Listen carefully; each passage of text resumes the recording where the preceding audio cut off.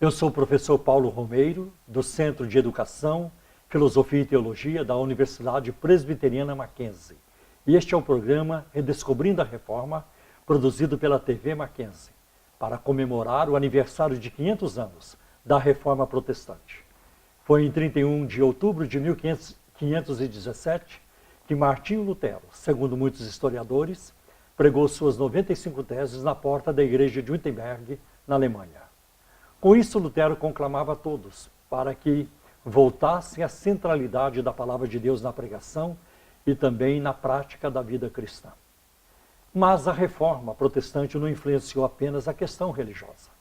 Ela teve também implicações econômicas, políticas e sociais, contribuindo grandemente para a educação e as artes. E hoje no programa Redescobrindo a Reforma, vamos tratar de um tema muito importante que tem também relação com a Reforma Protestante, que é a ética cristã. E para tanto, convidamos o professor Ítalo Curcio, que é professor da Universidade de Mackenzie e também coordenador do Núcleo de Ética e Cidadania da Universidade de Mackenzie. Professor Ítalo, é um grande prazer tê-lo aqui conosco no programa Redescobrindo a Reforma. Eu tenho certeza, a sua presença aqui trará uma grande contribuição para o programa. E eu quero começar aqui a nossa entrevista hoje comentando que é impossível falar de ética cristã sem citar a palavra de Deus, a Bíblia, porque a ética cristã ela nasce ali, ela surge daí. E ao longo da Bíblia, a gente vai ver esse tema sendo tratado de Gênesis e Apocalipse. Mas como tem sido essa questão da ética cristã aí ao longo da história, nesses 2000 anos de história? Bom, professor Paulo, primeiramente eu também quero agradecer o convite e manifestar, minha alegria por poder estar neste momento histórico, externando um pouco daquilo que a gente apresenta para os nossos alunos, inclusive aqui na Universidade Presbiteriana Mackenzie. Então, eu agradeço ao senhor, agradeço à TV Mackenzie e agradeço à Universidade Presbiteriana Mackenzie pela oportunidade que me dá em poder participar. Então, quando nós falamos em ética cristã, nós temos que estar atentos, porque nós precisamos falar primeiramente sobre a palavra ética, que tem sido muito badalada nos últimos tempos, mas ao mesmo tempo também mal entendida, usada de forma inadequada. E maltratada. E maltratada, é verdade.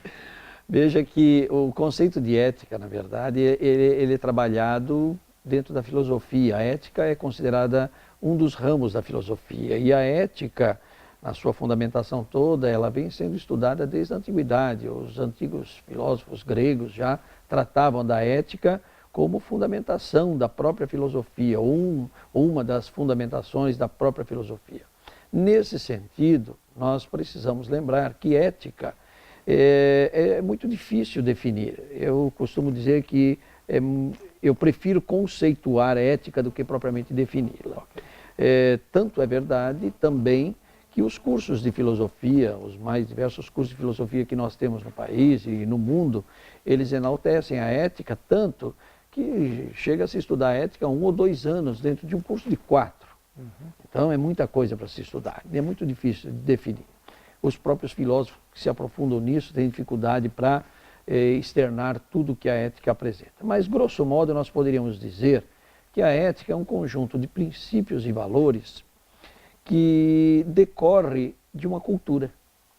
Então, ao longo desta cultura, o desenvolvimento dessa cultura, a evolução dessa cultura, entenda-se evolução como sinônimo de mudanças, e não necessariamente de progresso, porque uma evolução não implica necessariamente em progresso, implica em mudanças. Então, com essas mudanças, muitas vezes, alguns princípios éticos acabam se perdendo, ou até alterando. Então, eu digo que, particularmente, nós começaríamos por aí. Ética poderia ser entendido como sendo um conjunto de princípios e valores ligados a uma cultura. Ora, quando nós falamos em ética cristã, nós temos que remeter ao cristianismo. Sim. E o cristianismo, ele teve um início. Nós podemos dizer que o cristianismo surge há aproximadamente 2000 anos. Porém, o cristianismo, ele é herdeiro de um legado Anterior. de um legado cultural. Um legado de um povo que também tinha sua ética, também tinha seus princípios, também tinha seus valores. E este povo, que é o povo judaico, que antecede ao povo cristão, ele deixou como legado tudo isto. E veja que os registros mais confiáveis que nós temos hoje datam de pelo menos 4.000 anos atrás, ou seja, 2.000 anos antes de Cristo. É quase um divisor aí no ponto médio, né? 2.000 anos antes, 2.000 anos depois. Então, quando nós temos a presença de Jesus Cristo, que para nós cristãos é Deus, Deus feito homem, Deus, Jesus, ele estabelece um referencial para nós. Mas para o povo de Deus ele é uma continuidade. Nós, como cristãos, somos muitas vezes identificados como o povo de tradição ou de cultura judaico-cristã. É assim que nós nos colocamos. Por que isso? Porque o próprio Jesus disse o quê? Que ele não veio revogar uma lei. Ele veio cumpri-la. Então há uma continuidade. Ora, quando nós falamos em ética cristã, nós estamos falando em um conjunto de princípios e valores que nos foi legado pela tradição anterior, pela tradição judaica, que não foi revogada e que foi acrescentada, não é? Pelo cristianismo. Então hoje nós falamos em ética cristã como esse conjunto todo de princípios e valores fundamentado onde? Naquilo que para nós é a palavra de Deus, popularmente conhecida como Bíblia Sagrada, como o livro sagrado, não é? Biblos do grego, né? As Sagradas Escrituras, que nós diferenciamos como Antigo Testamento, a toda a parte que foi escrita e apresentada antes de Jesus, e depois de Jesus, aquilo que nós chamamos de Novo Testamento, e que nós cremos ter sido inspirada integralmente pelo próprio Deus. Por isso que nós consideramos Palavra de Deus. Professor Ítalo, deve ser fascinante estudar a ética bíblica, a ética cristã, olhando para os 10 mandamentos, a ética na época da monarquia, a ética na era dos profetas e ao longo da Bíblia. Mas aqui cabe uma pergunta. A ética, ela sofreu transformações ao longo desses 2.000 anos? Esta pergunta o professor Ítalo responderá depois do nosso intervalo. Até breve.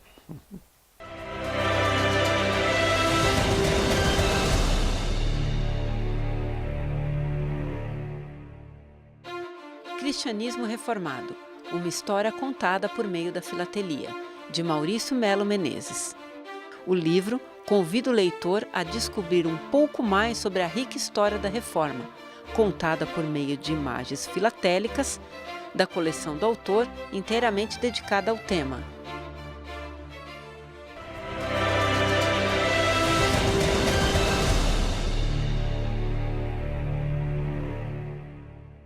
Estamos de volta ao programa Redescobrindo a Reforma pela TV Mackenzie e aqui entrevistando hoje o professor Ítalo Curcio. Professor, eu lhe perguntei antes do intervalo se a ética de que falamos, a ética cristã, ela sofreu, que transformações, se é que sofreu, que transformações sofreu ao longo de 2.000 anos? Se nós retomarmos o conceito que nós destacamos na primeira questão, conceito de ética, conjunto de princípios e valores referentes a uma determinada cultura, nós podemos dizer o seguinte, que se são princípios e valores inerentes a uma cultura, eles são inegociáveis. Então, a ética, ela propriamente, a ética cristã, não sofreu alterações. Esta é a minha interpretação. Certamente existem outros estudiosos, existem outras pessoas que poderiam dizer, não, mas a ética sofre adequações. E eu poderia dizer que sim, em termos de cultura em nível mundial. Em cultura específica, como é o caso da cultura cristã, eu particularmente penso que não. Por quê? Porque nós somos pautados pela Bíblia. Pela palavra. Pela palavra de Deus. Ora, se nós consideramos que a Bíblia é a palavra de Deus, e a palavra de Deus ela é intemporal, isso aqui é importante. Ela é intemporal, isso significa que ela é sempre atual. E é perene. É perene. É perene. Ela é perene e intemporal. Então eu não posso fazer uma leitura hoje, falar assim, puxa vida, mas isso mudou. Essa leitura não deve ser mais feita assim, porque afinal de contas os hábitos e costumes contemporâneos são diferentes de quando foi escrita a Bíblia. Não. Para nós, a Bíblia pode ter sido escrita há 2000 anos atrás, 3000 anos atrás, porém, para nós, a Bíblia é a palavra de Deus e, sendo assim, ela é eterna. E sempre será. E sempre será. Portanto, sob o ponto de vista cristão, para mim, a ética cristã não sofre alterações. O que é que tem sofrido alteração? Hábitos e costumes dos cristãos. Sim. Os hábitos e costumes dos cristãos é que sofreram alterações. Quando esses hábitos e costumes dos cristãos ferem a ética cristã, nós que somos zelosos nos incomodamos. Outras pessoas tentam até se resignar. Falam, não, mas é assim mesmo, a sociedade evolui, nós precisamos nos adequar. Mas isso não é uma tentativa, professor, de querer encaixar a palavra de Deus às nossas fraquezas? É provável, não é, professor? É provável. Veja que o senhor tocou num ponto que nós, como humanos, nós somos, não é, realmente falíveis. Não é? Então, muitas vezes nós queremos justificar as nossas faltas, as nossas falhas, as nossas limitações, querendo ajeitar a palavra de Deus, falar, olha, acomodá-la, mas é possível interpretá-la desta forma. Não é? Então, mas nós estamos realmente ferindo aquilo que nós chamamos de ética cristã. O cristianismo é pautado nos evangelhos, e os evangelhos são inegociáveis. As cartas paulinas e outras cartas que nós temos no Novo Testamento, que nós aceitamos também como palavra de Deus, porque foram inspiradas, eles trazem exatamente toda a orientação para que o cristão se conduza adequadamente e faça, e desenvolva, e seja bom exemplo, de acordo com aquilo que Deus estabeleceu. Professor Ítalo, nós sabemos que ao longo do cristianismo existiram muitos abusos, né? Abuso de poder, a ética cristã, ela foi aviltada muitas vezes por muitos líderes ao longo da história. Mas será que não existiram também líderes que agiram de forma positiva e responderam de uma forma correta em relação à ética cristã? O que o senhor acha? Não, certamente, certamente. Nós temos, veja, podemos citar os primeiros líderes, né, da igreja, os chamados pais da igreja, que foram muito cuidadosos, que sem eles nós não estaríamos aqui hoje, tá certo? E depois nós temos nomes espetaculares, nós temos lá Agostinho de Hipona, nós temos Tomás de Aquino, sim, nós temos Pedro Valdo, enfim. Porém, eram seres humanos, sim, e, portanto, também falíveis. Exatamente. E aí é que nós cremos que quando eles se dispuseram a servir para a obra de Deus, para aquilo que nós chamamos de igreja hoje, eles, fazendo uso da própria palavra, eles orientaram aquele povo. Porém, o povo foi crescendo, a população foi crescendo e muitos desvios ocorreram. Eles não tinham condições de cuidar de tudo. Então, certamente, ocorreram os desvios. Ora, é por causa disso que nós chegamos onde chegamos, por exemplo, no século XVI. Antes da Reforma Protestante, nós temos exemplos terríveis. Eu tive a oportunidade de visitar o Museu da Inquisição na Cidade do México. Quem tiver a oportunidade de visitar o Museu da Inquisição na Cidade do México, vale a pena. Aliás, nem é pena, é realmente um engrandecimento cultural. Porque nós vivemos lá momentos de muita tristeza dentro daquele museu, mas vivemos também momentos de conhecimento. Eu digo que tudo isso porque ali nós vimos e vemos a parte daquilo que o senhor colocou agora, da corrupção, da perda, do abuso de autoridade, e, enfim, que aconteceu ao longo desse tempo de cristianismo. quando, não é, até então, final do século XIII, XIV aproximadamente, todos os processos que foram chamados de Inquisição na igreja, na época na igreja de Roma, tinham que passar pelo Vaticano. Porém, houve um ajuste, um acerto, um acordo entre o governo do Vaticano, da igreja, não é, de Roma, com o governo espanhol, conferindo ao rei de Espanha poderes semelhantes aos do Papa. Portanto, não precisariam passar pelo Vaticano. O próprio rei tinha poder para emitir a sentença daquilo que se chamava Inquisição. Professor Ítalo, em termos de reforma protestante, e voltando um pouco lá a Martinho Lutero, do seu ponto de vista, você não acha que ele exagerou muito, ou ele foi duro demais, ou contundente demais nas suas propostas? Essa pergunta, o professor Ítalo responderá logo após o nosso intervalo. Fique com a gente.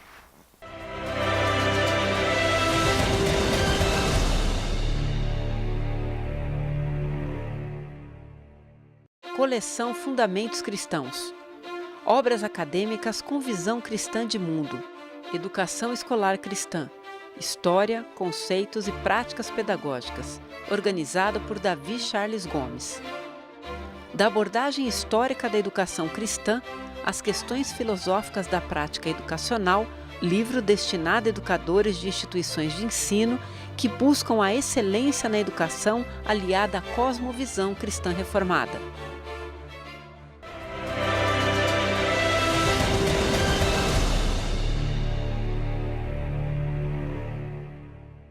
Estamos de volta ao programa Redescobrindo a Reforma e hoje entrevistando o professor Ítalo Curcio. Professor, eu lhe perguntei, antes do intervalo, sobre a atuação de Lutero em relação à Reforma Protestante. No seu entender, ele foi muito radical, ele foi contundente demais, não precisava tudo aquilo? O que o senhor acha? Professor Paulo, se o senhor me permite, eu vou mexer um pouquinho na sua pergunta, porque o senhor usou duas palavras que para mim são muito importantes, contundente e radical. Mas vamos fazer uma pequena reflexão. Se eu tivesse recebido essa pergunta antes da reforma acontecer, eu poderia ficar na dúvida. Será que realmente é necessário tudo isso? Se eu fizer esta pergunta, se eu respondo esta pergunta posteriormente à reforma, eu posso chegar à conclusão, sim, era necessário. Afinal de contas, tudo o que aconteceu surtiu bons frutos. Agora, eu não posso esquecer que a igreja não é nossa, a igreja é de Deus. Então eu vejo isso como providência. Todas as coisas cooperam para o bem daqueles que amam a Deus, diz a palavra de Deus, não é? E quem é o povo de Deus? Quem é que ama a Deus? É a igreja. Então todas as coisas cooperam para o bem da igreja. Então nesse sentido eu tenho que pensar como providência divina. Agora, eu disse que eu ia separar essas duas palavras, contundente e radical, porque radical, essa é a minha opinião, eu penso que ele foi. Foi no significado da própria palavra. Radical é voltar às raízes. Sim. Ele foi buscar as raízes da igreja. Certo. Então ele foi radical. Agora, contundente, aí fica a dúvida. Será que ele precisava ter feito tudo isso? Esse alarde todo? Então, fazendo essa reflexão bíblica de que todas as coisas cooperam para o bem daqueles que amam a Deus, eu penso que até o contundente foi providencial. Depois, certamente, deu no que deu e nós hoje somos herdeiros de toda essa mudança. Então, no seu entender, foi um ato soberano de Deus. Soberano de Deus, certamente, eu penso assim. E olhando assim para o cenário hoje, não apenas no Brasil, mas em toda parte, que legado a Reforma Protestante, do seu ponto de vista, que legado ela deixou, ou com o que ela contribuiu em termos da religião e também do social, para a sociedade atual? Bom, nós também passaríamos a tarde toda aqui se quiséssemos elencar o legado que a reforma traz e que deixou, não é? Sob o ponto de vista sociológico, sob o ponto de vista religioso, nós temos aí muita coisa a enumerar. Eu pego a própria palavra reforma, né? O que significa reforma? Né? O prefixo re significa fazer novamente, forma, dar forma. Sim. Então reforma significa dar uma nova forma, formar novamente. Nós fazemos isso conosco, como pessoa, nós fazemos isso em nossa casa, no sentido físico, nós fazemos isso com o nosso automóvel, muitos fazem isso com a roupa. Então não é no sentido de jogar tudo fora. Não é destruir. Lutero não fez uma nova igreja. Lutero reformou a igreja. E ele não fez isso sozinho.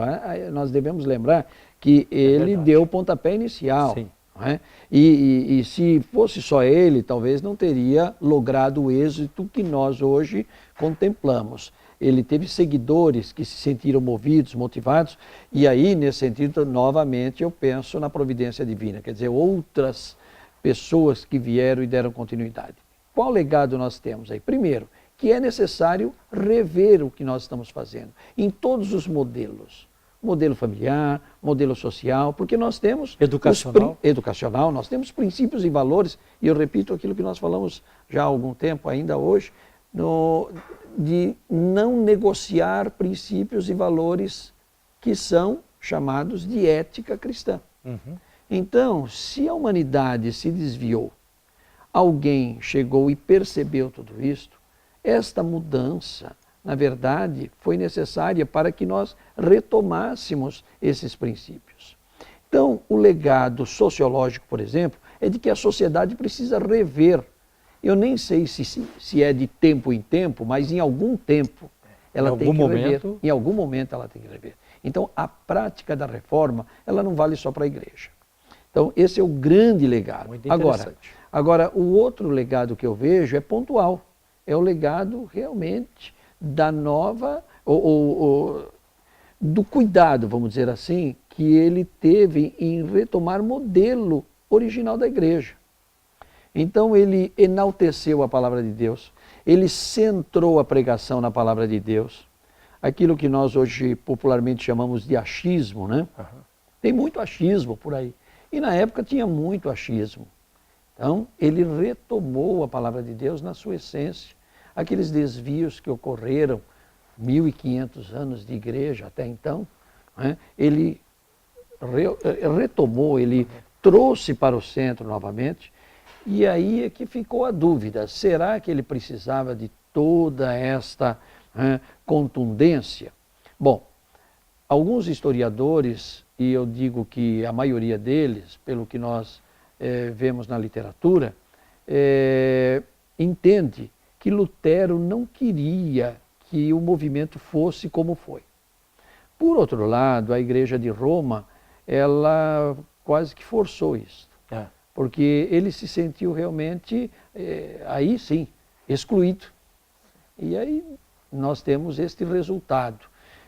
Agora, nós temos que lembrar que os modelos que ele deixou, inclusive nas afirmações que ele publicou, não eram propriamente afirmações de Lutero, mas eram afirmações que a palavra de Deus trazia e ele simplesmente trouxe novamente a público. Professor, a gente ouve continuamente que a igreja brasileira precisa de uma nova reforma. Há uma multiplicação de igrejas hoje em solo brasileiro. O campo religioso brasileiro é um campo multifacetado e doutrinariamente parece-me também bastante desorganizado. Eu gostaria que você comentasse sobre isso, se de fato é necessário, como se poderia dar isso, uma reforma no nosso contexto. Quando a gente fala em igreja brasileira e uma nova reforma, é um pouco de exagero, porque na verdade nós nunca tivemos uma reforma na igreja brasileira. Nós tivemos a chegada de missionários de diversas denominações religiosas que trouxeram os seus missionários aqui. Nós tivemos as missões de igrejas de diversas partes do mundo e aqui passaram a pregar o evangelho, de acordo com as suas doutrinas, as suas orientações denominacionais, suas formas de entender a palavra. O que acabou acontecendo, principalmente na segunda metade do século XX, foi uma disseminação de denominações cristãs. E nesse sentido é que eu fico preocupado. Quer dizer, por que tantas denominações? Por que tanta divisão dentro daquilo que nós chamamos de povo de Deus? Eu penso que a igreja brasileira deveria parar e pensar em tudo isso. Eu não vejo que isso esteja acontecendo. Mas, particularmente, eu penso que deveríamos pensar nisto. Por quê? Porque as igrejas chamadas históricas, elas se mantiveram na sua linha doutrinária. Claro que, mais uma vez eu repito, como elas são administradas por seres humanos, existem falhas, limitações, todo lugar, toda instituição tem isso.